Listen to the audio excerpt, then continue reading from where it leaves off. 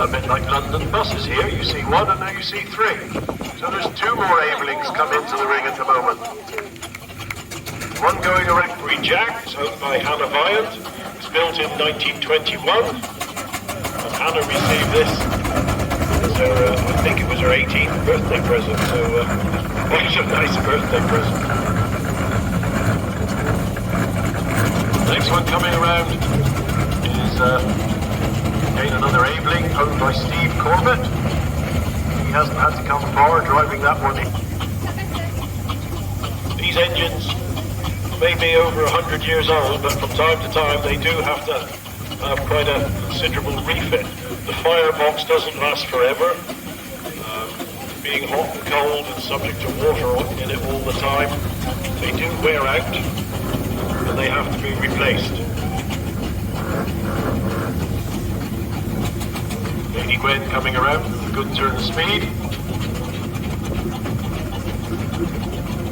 I think I would be less chance of getting stuck. But Andy with the roller at the top of the ring is carrying a water cart.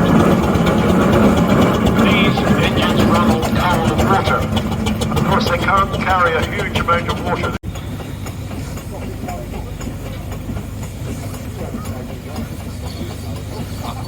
I think you got so lucky, I think.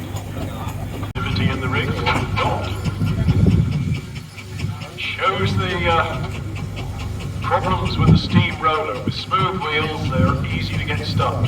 See, with the committee here, so Paul and Linda Wood are driving the engine around for the Sandoz today. So if anybody's going to get stuck, it will be the rollers. But the other engine in the ring at the moment, which means it has two cylinders, and it's known as a road locomotive. The main job of road locomotives would be to pull wagons of goods along the road.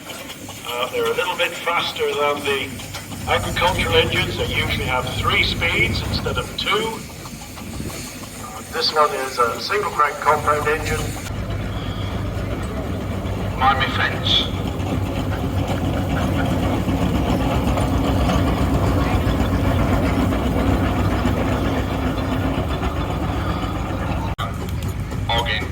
And tarmac, so they're not designed really to be on grass, so you know this is an alien environment for a roller.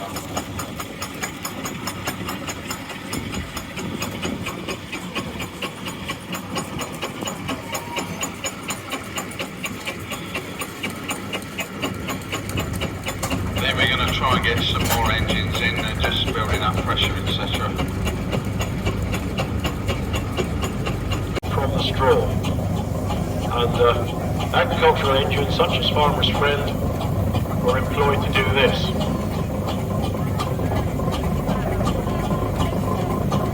Here comes another engine that we haven't seen for a long time because again being the subject of a very intensive restoration. This is a Marshall engine. Marshall's built in Gainsborough and is owned by the Saul family of St Agnes. Interesting name to this one. It's called the Whale, and it got its name because one of the former owners thought it was a big tax on their weight. So manufacturers would do all they could to try and keep the weight down. So some of these numbers on the back, they aren't exactly as accurate as they might be. Now this is a lovely old engine coming around here. Burl engine, Burl single cylinder, but a Burl single cylinder that works at quite a high boiler pressure. That gives it a very characteristic chuff to the exhaust. It's called Ernie. It's got a lovely Cornish registration of RL74, and in its working day it was with a lovely shaped flywheel on the Burl roller. As I say, working at 200 psi. Power roller, again, nice CV registration, the old Cornish registration. This one belonging to the Thomas family, being driven by Lewis and is steered by his father Ian. Worked for Isaacs of Bronson in Devon. Again, an engine that's been subjected to a rather in-depth restoration. A lovely paintwork finish to this one, owned by the Dicker family of Tiverton. We've been long-time supporters of the West of England rally, so we thank them for coming down this time as well. And there's another farther afield visitor. Different type of roller again, from Wallace and Stevens. The Loader family actually were steam contractors in the early days, and they kept a lot of engines. A little bit lighter this one, probably weighing in around the 8-ton mark.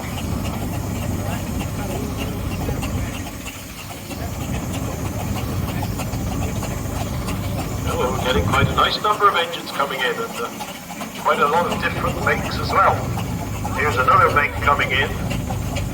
Clayton, how to pronounce that. It's owned by the Simmonses of Fradden. It was new to the Otterham Thrashing Company up near the other side of Camelford. Quite a big engine for thrashing duties. Probably it was used as haulage as well. Original specification. Again, turned out immaculately. Another dingle engine coming here. Roller again, a single cylinder Earl roller. Originally owned by Thomas Turner of Bradworthy in Devon. Some of his former owners included John Wakeham, the steam circle sort of 5 or 6 years ago. From John, the roller went to the current owner, and that's the Near family of the other side of Redruth. Can't see who's driving it at the moment, that's probably Josh.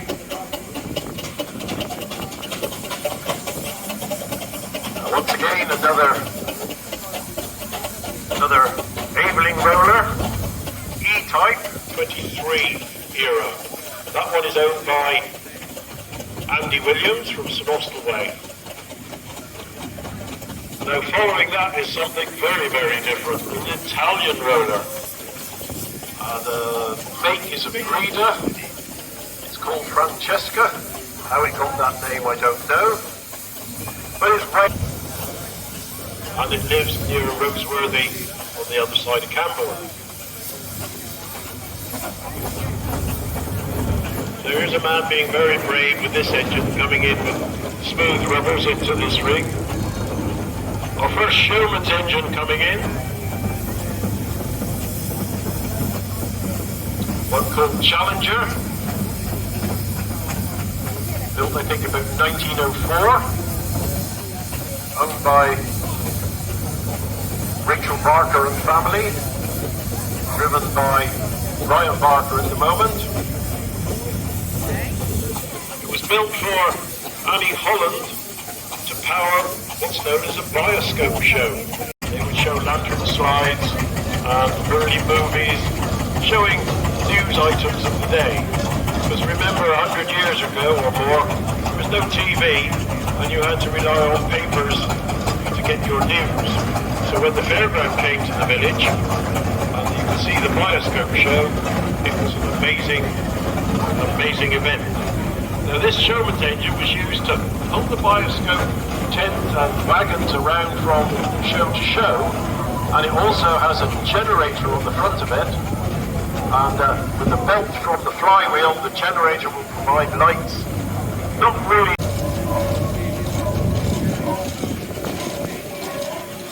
Now they get bigger and bigger as they come in, because we've got another fouler coming around. This time it's a ploughing engine. If you have a look as it goes around, between the front and the back wheels, you'll see a big drum containing probably about 600 yards of wire rope. Now one of these engines was set at the top of a field from the back. And the reason for this is that a lot of traction engines They didn't seem to worry about brakes years ago. Possibly running at 180 or maybe even 200 PSI. It's owned by Kevin Bragg, and he's fitted it with the quad track tyres, so he hasn't got much problem about driving around in the soft conditions. I'm not sure he knows that there's a lot of steam coming from the... It's called Earl Haig. It's only recently come down to Cornwall, and it's owned by the Sleeman family. Lovely engine. Not quite sure of the horsepower, but probably around the 6 horsepower. Engineers are very particular. If I get it wrong, I shall soon find out. Now, the next one coming around is a little tractor. I hope I won't be attacked by the woke brigade when I tell you it's a man tractor.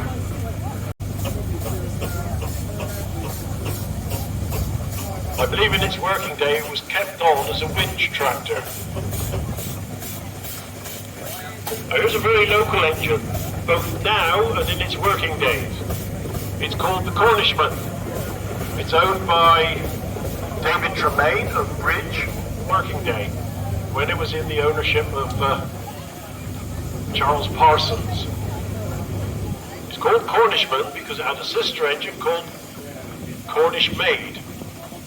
Both of these engines were very hard worked in their working day. Now the next one coming around is passing the commentary box at the moment. Another Burrell 3-speed road locomotive. It's called Clinker, and it worked in its working days for the Wingham Engineering. Come 4 miles an hour out of it for doing very well.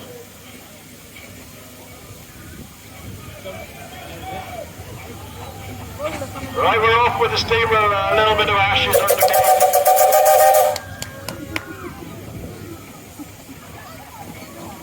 And go, Piers, keep it. Yeah, keep it going. Keep it going. Lovely.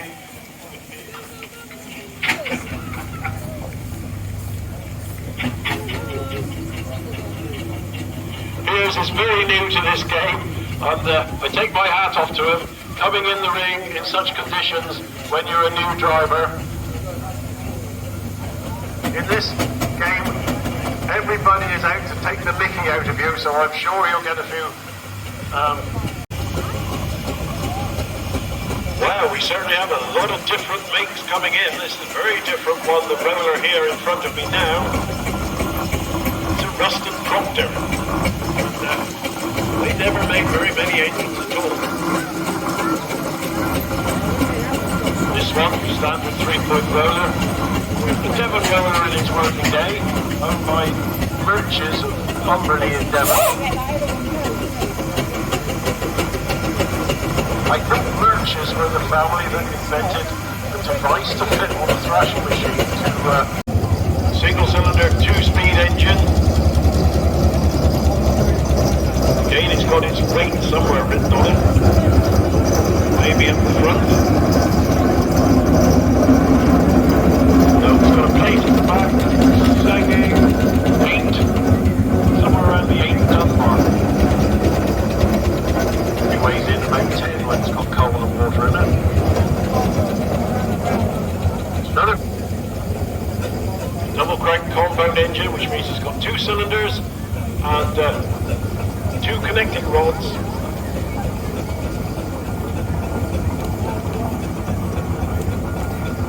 Owned now by Dave Knopp from somewhere up country, the other side of the Tamer, but we do allow him to come down from time to time and drive his engine. Again, that one is fitted with the quad tracks. The beauty... Ah, this is the first Marshall roller that's come in. Marshall S type. Built in the late 1920s, I should imagine. So, all the advances, for a long time it was based not far away from here, over at Longdowns in the ownership of Roy Richards. Now it's been undertaken ownership by Dean Park.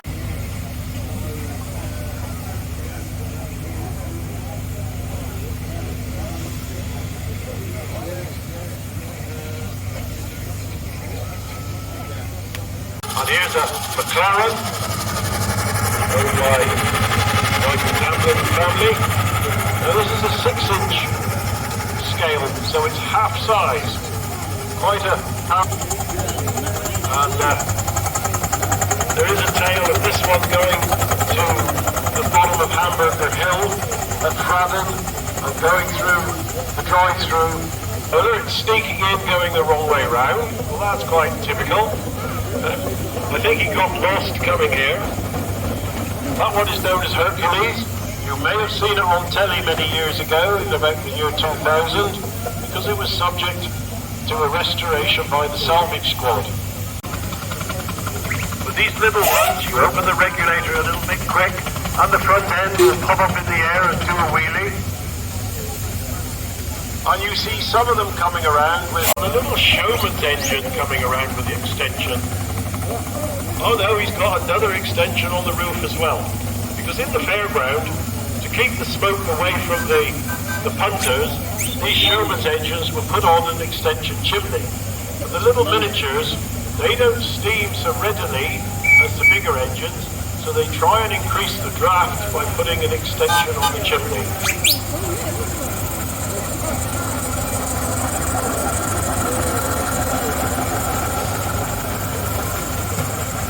Lovely. Well, a couple of lovely wagons on behind.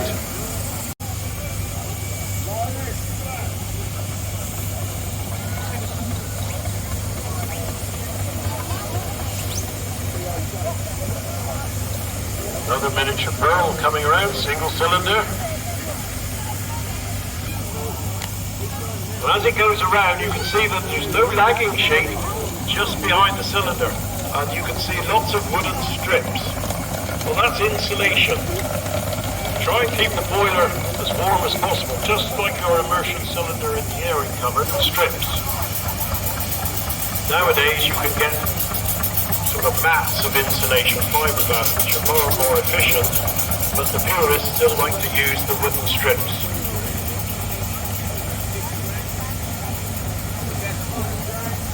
Now this one coming around the commentary box seems to be taking the extension chimneys to extremes.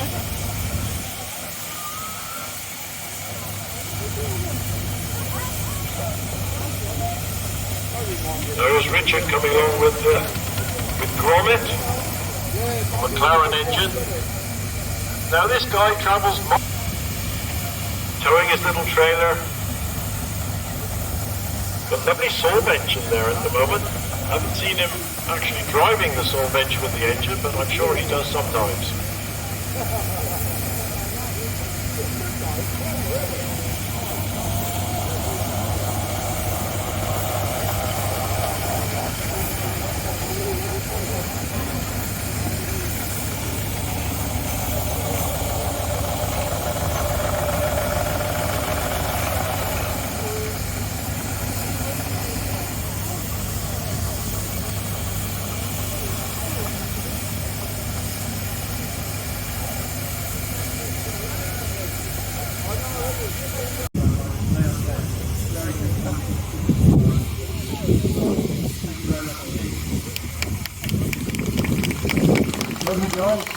That was going away, but we got through it, and today and yesterday we proved this thing all worked out.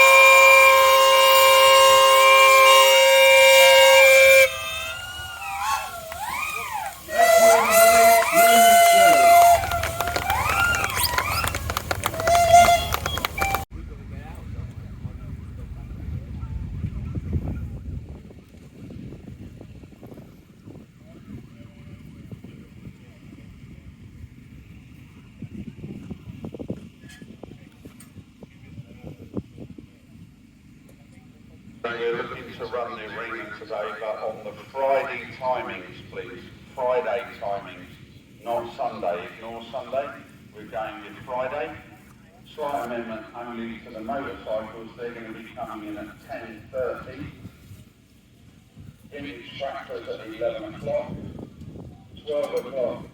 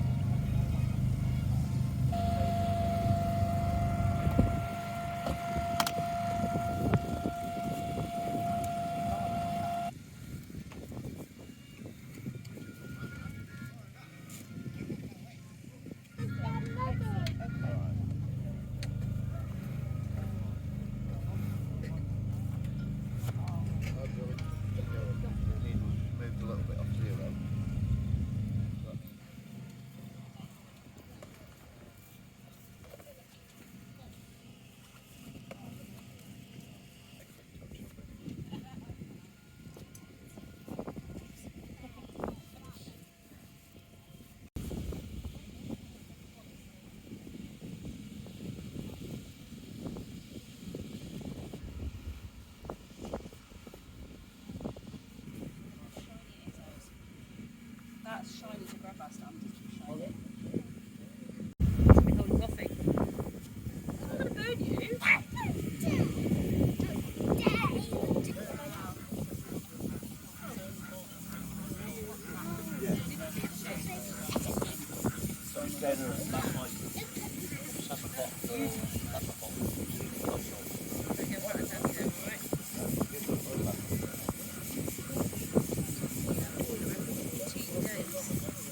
Yeah,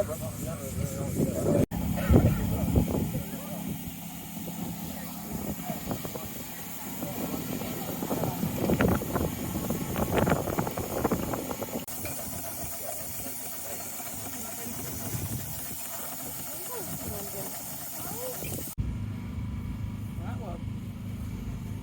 Hey, your name's in that. It's glowing. Flowers. Glowing, look. you made us. Because it just is, because I think they just thought it looked like a maybe.